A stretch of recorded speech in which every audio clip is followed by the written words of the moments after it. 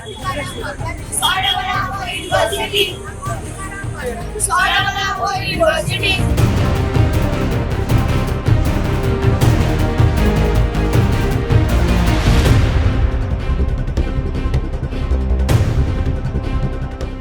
नहीं आंदोलन तुटुनी विवाद आमे कहूचु शैलबाला महिला महाविद्यालय कथा जेउटी छात्र छात्री माने दीर्घ 34 दिन धरी आंदोलनरत अछंती पूर्वरु बहु नेता मंत्री एवं विधायिका मध्य एठारे आसी छात्र छात्री मानक सहित आलोचना करी जाइतला मतो एबे मध्य ता से बलवत्तर रहिछि आंदोलन तेबे आजी समस्त कटकिया कटकर बुद्धिजीवी माने एकाठी होई महिला महाविद्यालय को विश्वविद्यालय मान्यता दाबी एठारे धारणारत अछंती आम सहित जने पुरातन छात्री अछंती आमे आलोचना करिबा कौन रही आज आंदोलन आभिमुख्य स्वागत करछि आपन को परिचय देबे। सुप्रीति नाथ शर्मा पुरातन छात्री कौन रही आज पुणी कौन समस्त एकाठी आज्ञा काली पिला माने जिलापाल ऑफिस जाइके जिलापाल को भेटला पर जिलापाल जहाँ मत रहा से पिला माने संतुष्ट नुहति आमे निजे संतुष्ट नौ कॉलेज छात्री हिसाब रे मु आज बुद्धिजीवी महल एपर्यंत जते जन कटक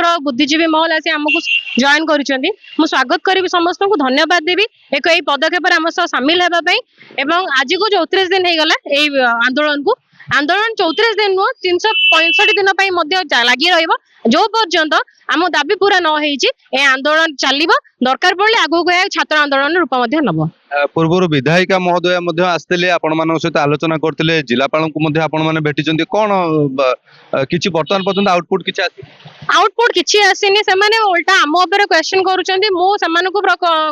प्रश्न देवी कि आपण कौन विधायिका आपण कटक जिलापाल आपण केते थर आसी कॉलेज सुविधा असुविधा बुझुंती आज जदि पिला दाबी है आपण से बुझुंती ताले दायित्व कौन आपण आगु करिवे कोन एटू जणा पडुची आपनकर कोन आभिमुख्य नाही सेमानक कथारु आमे जा जानिलु सेमाने स्वर को चापी दबा को बसचंदी सेमानकर कोन इच्छा शक्ति भी नहीं कॉलेज रो उन्नति हो कि कॉलेज को विश्वविद्यालय मान्यता मिलो कि कॉलेज को किछि मात्रा आगु को जाऊ बोली कि पूर्व मंत्री महोदय मध्ये आसीथिले ताको मध्ये आपण जणाइले मंत्री पूर्व बहु मंत्री को जणाई ए मंत्री नो बहु जन को जणाई पूर्व सरकार जणाई पूर्व सरकार जिते आम आंदोलन करूलु दाबी रखीलु किसी मात्रा से कथा शुणिकी किसी डेभलपमेंट कॉलेज करते किंतु एथर मंत्री कहले कि पूर्व कहते कि दाबी अच्छी विधानसभा कहते प्रश्न कराइला कहले दाबी अच्छी विचार करूँ मंत्री जो आसी मंत्री पिला भेटिले ना कटक आसिक फेरीगले कहले कि आम पाखे दाबी पहुंचले आम विचार करूँ यह सब स्पष्ट आभिमुख्य प्रदान होते गोटे स्पष्ट रूप नौ कि से इच्छा नहीं कॉलेज रो कोनसे उन्नति हो शैलबाला जोटा कि ओडिसा प्रथम महिला महाविद्यालय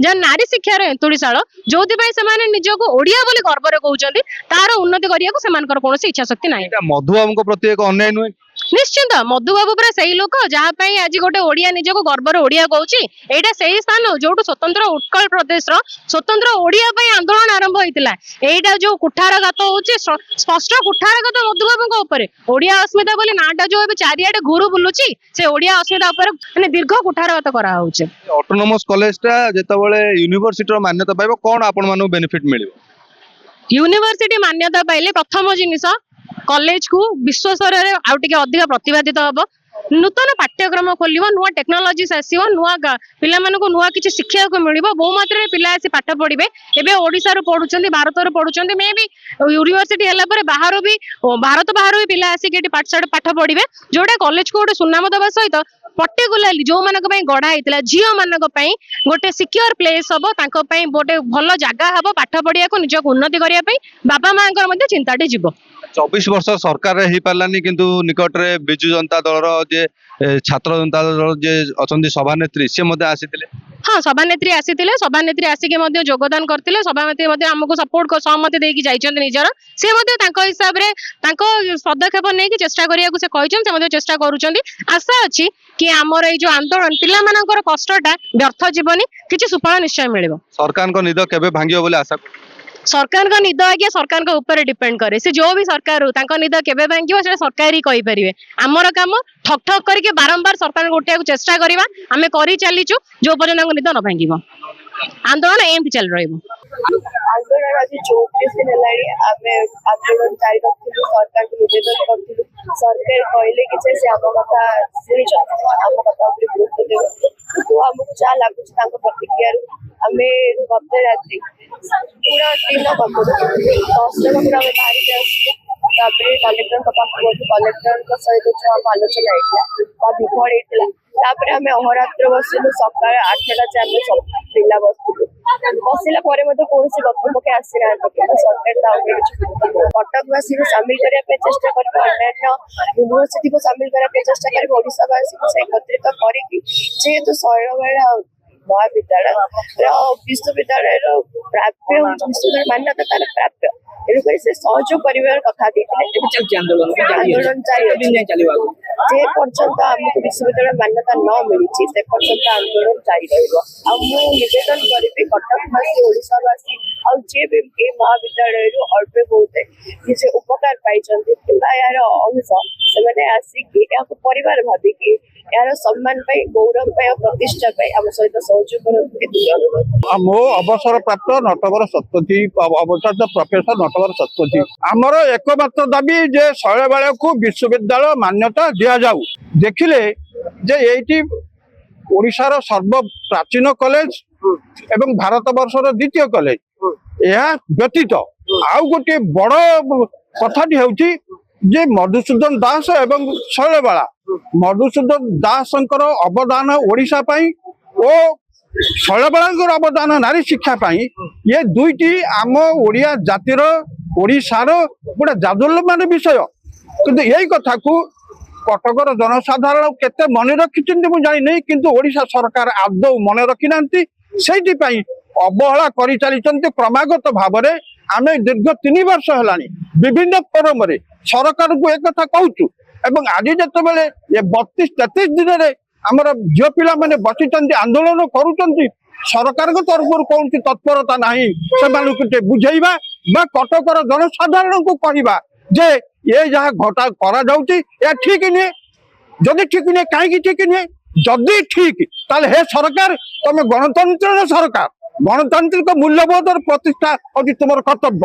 ତମେ ଗଣତାନ୍ତ୍ରିକ ମୂଲ୍ୟବୋଧ ପ୍ରତିଷ୍ଠା କରିପାରିନାହ, ଅର୍ଥାତ ଭାରତ ବର୍ଷରୁ ବା କଟକରୁ, ଓଡ଼ିଶାରୁ ତମେ ଗଣତନ୍ତ୍ରକୁ ନିଶ୍ଚିହ୍ନ ହବା ପାଇଁ ସୁଯୋଗ ଦଉଛ। ଜିଲ୍ଲାପାଳ କିଏ ଏ ପ୍ରସଙ୍ଗରେ? ଜିଲ୍ଲାପାଳ ବିଶ୍ୱବିଦ୍ୟାଳୟ କରିପାରିବେ କି? ଆମେ ବିରୋଧ କରୁଥିଲୁ, କିନ୍ତୁ ଛାତ୍ରୀମାନେ କୌଣସି ପ୍ରକାର ଏର ହେଇକି ଛାତ୍ରୀମାନେ ଚାଲିଗଲେ। କିନ୍ତୁ ଛାତ୍ରୀମାନେ ଯାହା କହିଲେ ଜିଲ୍ଲାପାଳ ତାର ଉତ୍ତର ଦେଲେ ନାହିଁ। ଜିଲ୍ଲାପାଳ ଚୁପ କରି ତାଙ୍କ କଥା ଘଟାଇ ଦେଲେ ଯେ ଜାଗାର ସମସ୍ୟା। ଜାଗାର ସମସ୍ୟା ଜିଲ୍ଲାପାଳଙ୍କର ଗୋଟେ ବୈଜ୍ଞାନିକ ଧାରଣା ଟିକେ ନାହିଁ। 1-2 ଗୁଣ୍ଠ ଭିତରେ 7-8 ମହଲା ଘର ତିଆରି ହେଇକି ବହୁତ କାମ କରାଯାଉଛି। ଆଜିକାଲି ଯୋଉ ବିଜ୍ଞାନର ଘଟିଛି, ବିକାଶ ଘଟିଛି, ତାର ଫଳରେ କଣ ଆମେ ପାଇଛୁ ନା ଇଞ୍ଚିଆ ଜମିରେ 20 ମହଲା ପ୍ରାସାଦ ଠିଆ ହଉଛି। ଏଠି ତ 14 ଏକର ଜମି ଅଛି। ମୁଁ ମୁରଲୀଧର ଶତପଥୀ, ନୀଳଚକ୍ର ମର୍କତନଗର କଟକ ଶାଖାର ସଭାପତି। ଗୋଟେ ଦୁଃଖର କଥା, ଶୈଳବାଳା ମହାବିଦ୍ୟାଳୟ ହେଉଛି ଆମ ଓଡ଼ିଆ ଜାତିର ଏକ ଗୌରବ ଏବଂ ଓଡ଼ିଆ ଐତିହ୍ୟର ଗୋଟେ ମହାନ ସ୍ଥାନ। ଏଇଟା ଦୁଃଖର କଥା, ଏ ଶୈଳବାଳାଙ୍କୁ ଏତେ ଅବହେଳା କରାହେଇଛି କଲେଜକୁ। ସେଥିପାଇଁ ଆମ କଟକ ତରଫରୁ ଏବଂ ନୀଳଚକ୍ର ତରଫରୁ ଆମେ ଘୋର ପ୍ରତିବାଦ ଏଇଟା କରୁଛୁ। ନୀଳଚକ୍ର ତରଫରୁ ଆମେ ପୁରା ଟୋଟାଲ ଆକୁ ନୈତିକ ମାନେ ସପୋର୍ଟ କରୁଛୁ। ନିଶ୍ଚିତ ଭାବେ ଆଗାମୀ ଦିନରେ ଯଦି କିଛି ହୁଏ ଆମେ ନୀଳଚକ୍ର ତରଫରୁ ଆମେ ଜାଗ୍ରତ କରିବୁ ବୋଲି ଆମେ ନିଶ୍ଚିତ ଭାବେ। ଖାଲି ଦୁଃଖର କଥା, ଜିଲ୍ଲାପାଳ ଯୋଉ କହିଲେ ଜାଗାର ଅଭାବ, ଏଇଟା ଗୋଟେ କଣ କଥା? ଜାଗାର କଣ ଅଭାବ? ସରକାର ଚାହିଁଲେ କଣ ଜାଗାର ଅଭାବ ରହିବ? ଏ ଗୋଟେ ଅତି ବାହାନା ଏବଂ କଟକକୁ ଅବହେଳା କହିଲେ ଚଳେ।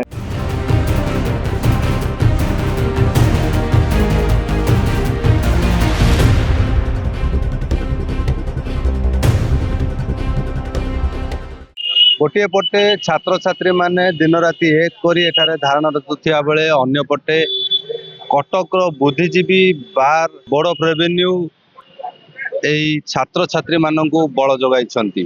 ତେବେ କହିବାକୁ ଗଲେ ପୂର୍ବରୁ ଯେଉଁ ନେତା, ମନ୍ତ୍ରୀ ଏବଂ ଅନ୍ୟ ବିଭାଗୀୟ ଅଧିକାରୀ ମାନେ ଆସିଛନ୍ତି ତାଙ୍କର କଥା କେବଳ ସେଇ ପ୍ରତିଶ୍ରୁତି ମାଧ୍ୟମରେ ରହିଯାଇଛି। ବର୍ତ୍ତମାନ ପର୍ଯ୍ୟନ୍ତ ମଧ୍ୟ ତାହା କାର୍ଯ୍ୟକାରୀ ହେଇପାରି ନାହିଁ। ତେବେ ଶୈଳବାଳାକୁ କେବେ ୟୁନିଭର୍ସିଟିର ମାନ୍ୟତା ମିଳୁଛି ତାହା ଦେଖିବାକୁ ବାକି ରହିଲା। କଟକରୁ ଜୟଦେବ ପାଣିଙ୍କ ରିପୋର୍ଟ, ରିପୋର୍ଟର୍ସ ଟୁଡେ।